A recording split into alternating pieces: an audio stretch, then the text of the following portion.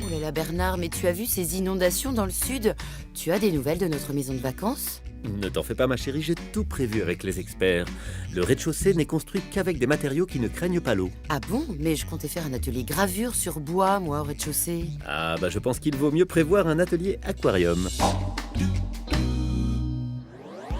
En France, un quart de la population vit en zone inondable, une situation qui n'est pas irrémédiable, mais qui nécessite certaines précautions pour éviter le pire. À commencer par savoir si votre terrain est oui ou non situé en zone inondable. Pour savoir si votre terrain est situé dans une zone inondable, vous avez plusieurs possibilités. Tout d'abord, contactez le service urbanisme de votre mairie. Consultez également les documents d'urbanisme applicables sur votre commune, tels que le plan local d'urbanisme ou les plans de prévention des risques. Demandez également un certificat d'urbanisme qui vous donnera les règles applicables sur votre terrain.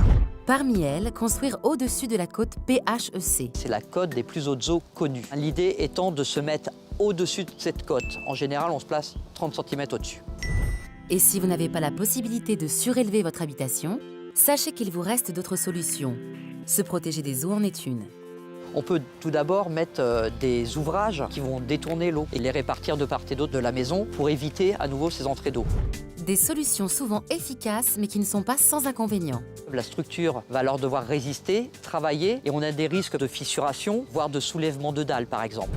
Une autre solution est également possible, à condition d'adapter les matériaux et de surélever les installations.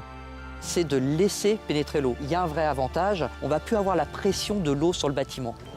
Il est important de connaître le risque d'inondation de votre lieu d'habitation. Et si vous vous trouvez en zone inondable, d'utiliser une conception et des techniques de construction adaptées. Enfin, veillez à installer les zones d'habitation au-dessus de la côte des plus hautes eaux connues.